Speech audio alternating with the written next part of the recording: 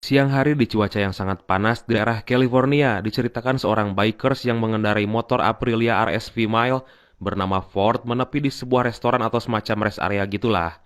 Dia ke sana hanya mengambil selembar foto kenangan bersama pacarnya, karena emang tempat itu udah jadi langganan mereka kayaknya. Tapi dengan kagetnya saat Ford keluar, ada dua orang pengendara mobil dan terlihat seperti yang marah banget gitu.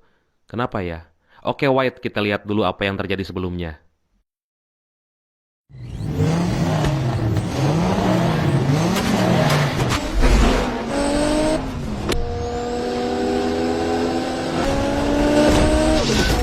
Ternyata saat tadi di jalan dia dianggap mengganggu kedua orang itu saat lagi balapan. Dan yang paling pitangkurakeun atau menyebalkan sekaligus keren, dia menyalip mereka sambil willy bro. Edan tenan cak, gagah pol. Mereka ngerasa Ford nggak sopan dan hampir bikin mereka celaka gitu. Lalu akhirnya mereka ribut dan dalam duel 1 lawan 2 yang gak seimbang itu Ford berhasil melumpuhkan mereka.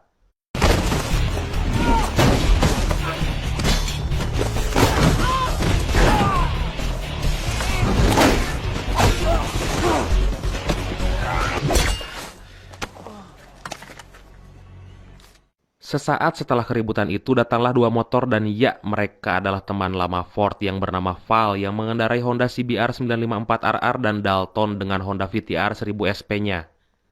Setelah mereka puas kangen-kangenan karena emang Ford baru pulang dari Thailand, mereka akhirnya berencana pergi ke sebuah acara motor.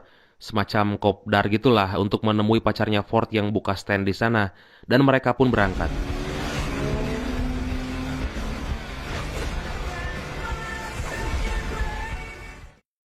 Di tengah jalan tanpa sengaja mereka melewati sekelompok geng lain yang lagi kongkow dan saking kencengnya mereka, seorang anggota geng yang lagi tiduran di atas motor langsung terguling. Merasa nggak terima dia langsung mengejar Ford dan kawan-kawannya lalu kemudian sempat bertengkar.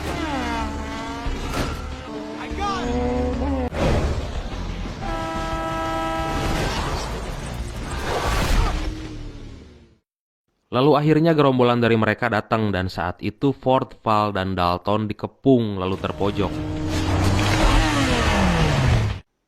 Diketahui ternyata orang yang mengejar mereka itu bernama Junior. Dia adalah adik dari ketua geng Reapers yang bernama Trey. Mereka adalah geng motor kesohor yang terkenal sangat barbar dan kejam, juga menguasai wilayah California. Trey ternyata mengenal Ford dan mengancam akan menghabisinya karena telah lancang pada adiknya.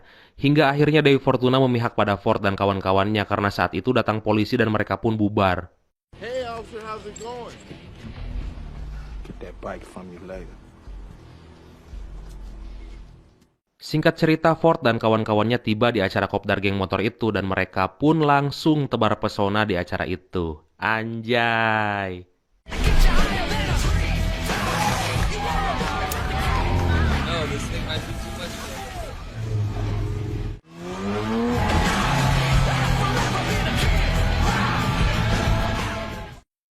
Ford langsung menemui pacarnya yang bernama Shen, walaupun Shen terlihat kecewa soal kepergiannya ke Thailand. Karena sesuai gosip yang beredar, Ford kabur ke Thailand gara-gara kasus narkoba dan pencurian motor, walaupun itu sebetulnya adalah fitnah. Di sela perbincangan itu, tiba-tiba datang segerombolan geng motor yang kali ini memakai Harley Davidson. Geng itu bernama The Hellions yang dipimpin oleh Henry James. Dia adalah seorang kartel narkoba yang mengedarkan barangnya untuk kalangan gangster motor. Ternyata Henry datang ke sana untuk menagih motor yang katanya dicuri oleh Ford, walaupun sebetulnya bukan motornya yang dia cari, melainkan narkoba yang ada di dalam motor itu.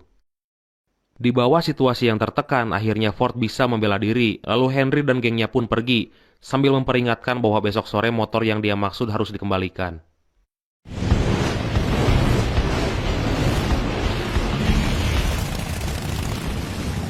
Ford menjelaskan apa yang sebenarnya terjadi pada Shen, bahwa emang dia benar-benar difitnah oleh si tangkurak Henry, agar bisa mengalihkan perhatian FBI yang selama ini mencurigainya sebagai bandar narkoba, dan menjadikan Ford sebagai kambing hitam. Kemudian terlihat Henry lagi bareng Trey dan melobinya seakan-akan kekeh ingin mengajaknya kerjasama soal narkoba, karena Trey adalah penguasa di kawasan itu. Tapi dengan tegas Trey menolaknya, karena walaupun dia adalah ketua geng motor, tapi sebetulnya Trey ingin hidup yang jauh dari keburukan apalagi narkoba. Ternyata selama ini Junior telah bersekutu dengan Henry soal bisnis narkoba dan berjanji membujuk kakaknya untuk bisa bergabung. Namun Henry yang udah hilang kesabaran apalagi Trey menolaknya mentah-mentah, kemudian melampiaskan kekesalannya dengan membunuh Junior malam itu di toilet, setelah mengalihkan perhatian dengan membuat kegaduhan di klub itu. Henry yang mengetahui bahwa Ford punya sedikit masalah dengan Junior, kemudian dari momen itu mengkambing hitamkan Ford, agar Trey menyangka bahwa Fordlah pelaku pembunuhnya.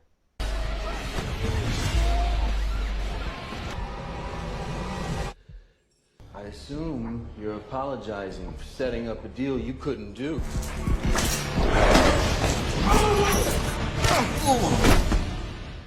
Rencana Henry sukses, kini Trey berhasil diadu domba dengan Ford. Can't do that, son. Now we're gonna find out who done this. If any ideas? Wore black and orange leathers. So she saw the whole thing. Dan dengan perasaan dendam yang membara, Trey mengerahkan semua anak buahnya untuk mencari Ford, hidup atau mati. I want that boy Ford, and I want his head in Dojo's bowl by midnight. Amen. Setelah kasus pembunuhan itu, seorang agen FBI yang bernama McPherson dan rekan sejawatnya bernama Agent Henderson semakin yakin bahwa Ford adalah pelaku kejahatan yang barbar dan yang selama ini mereka cari.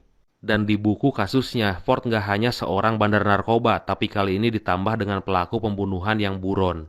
Di tempat lain, Ford and the Gang yang merasa santuy makan-makan di rumah makan Padang di daerah Lone Pen dikejutkan saat Sen yang melihat berita di TV bahwa Junior anggota geng Reapers telah dibunuh oleh Ford pacarnya sendiri. Sontak dia kaget dan langsung memberitahunya.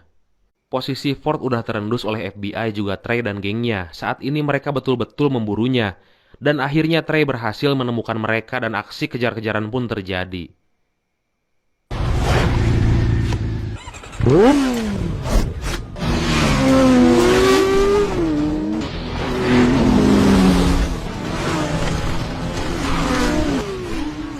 Namun akhirnya Ford and the Gang berhasil bersembunyi dan meloloskan diri. Which way did they go?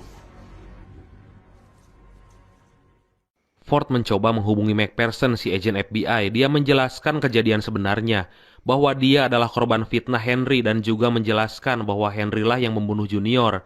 Tapi FBI nggak percaya. You can't help me. Dari sana Ford dan gengnya berusaha untuk menemui Henry di LA untuk menyelesaikan masalah motor si Henry. Dan agar bisa membuktikan fakta kasus pembunuhan tersebut, juga membersihkan namanya. Di tengah perjalanan ternyata Trey dan gengnya yang sengaja standby di setiap sudut California menemukan mereka lewat dan langsung mengejarnya.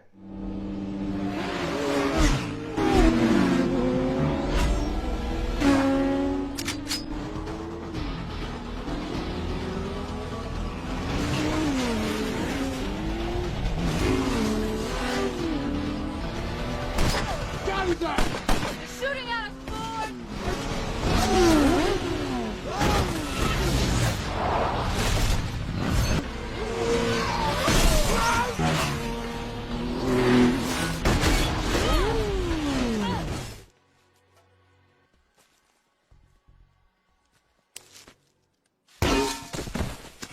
Aksi kejar-kejaran yang sangat epik pun terjadi dengan sengit dan Trey yang saat itu berusaha mengejar Ford secara nggak sengaja jatuh dan terjebak di tengah rel kereta api.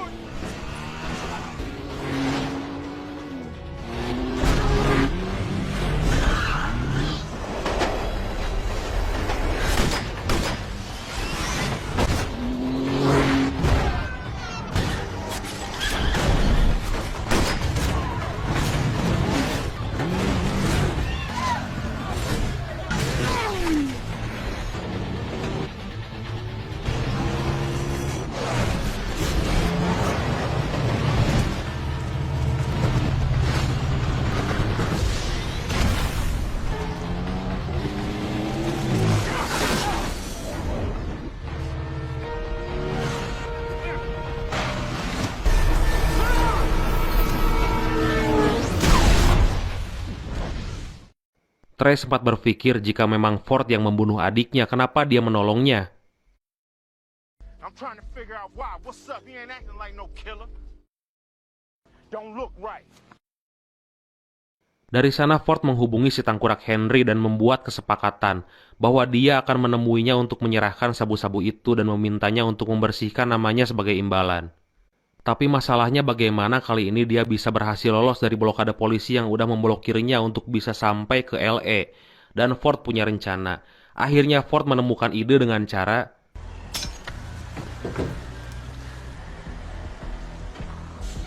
namun di tengah perjalanan, truk pembawa mobil NASCAR yang ditumpangi mereka itu tiba-tiba diberhentikan karena FBI telah mengetahuinya. Karena McPherson mengetahuinya dengan cara melihat dari CCTV toko yang Ford singgahi sebelumnya. Dan akhirnya Roadblock.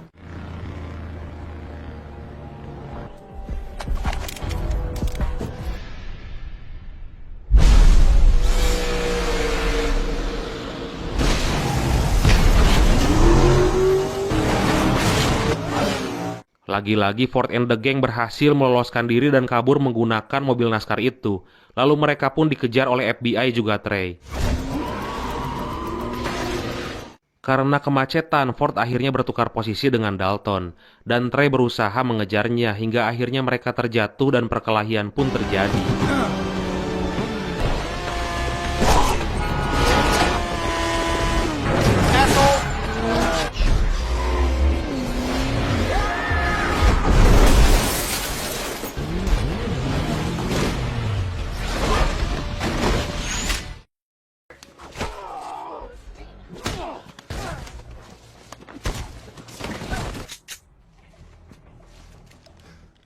Tapi akhirnya di ujung perkelahian yang melelahkan itu, Trey percaya bahwa Ford dijebak oleh Henry. Dan Trey pun akhirnya berbalik membantu Ford untuk bisa membuktikannya. Di bengkel milik Shane, tempat yang udah mereka rencanakan untuk ketemuan, Ford dan Trey menunggu kedatangan Henry. Dan di sana ada sebuah motor yang memakai mesin helikopter bermerek Rolls-Royce yang bernama Y2K. What's this? Y2K. Tapi tiba-tiba akhirnya FBI pun datang, dan di luar dugaan, McPherson si agen FBI itu menembak rekan kerjanya sendiri. Ternyata dia bersekongkol dengan si tangkurak Henry, dan mereka memang bekerja sama dari awal untuk bisa mengambil sabu-sabu yang disembunyikan Ford. Nggak hilang akal dan udah mempersiapkan segala kemungkinan, Ford yang sebelumnya udah memasang peledak mengancam akan meledakkan semuanya. Gak lama kemudian Henry dan gengnya datang, membawa Shane, Val, dan Dalton yang berhasil mereka culik. Aduh, tangkuraklah. Percekcokan terjadi, Ford dihadapkan dengan dilema karena mereka mengancam akan membunuh pacarnya jika dia tidak menyerahkan sabu-sabu itu. Tapi kemudian ada kesempatan untuk melawan, dan seketika kubu Ford berhasil membalikan keadaan. Namun Henry berhasil kabur dengan narkobanya dan berusaha dikejar oleh Ford dengan menggunakan motor tercepat di dunia alias Y2K yang suara mesinnya bikin irgasm. Edun!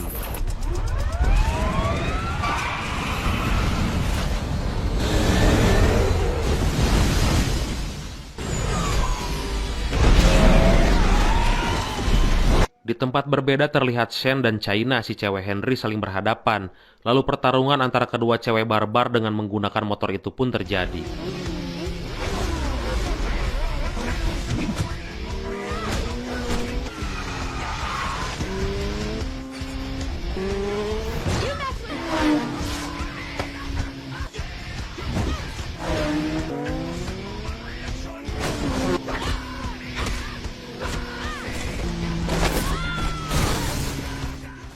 Kembali ke Ford dan Henry yang lagi kejar-kejaran menggunakan dua motor super belis.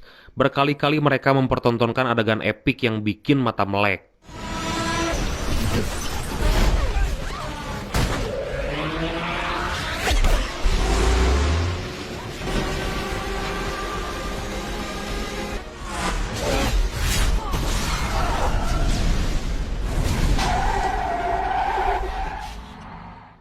Dan Henry mati meledak di atas motornya sendiri.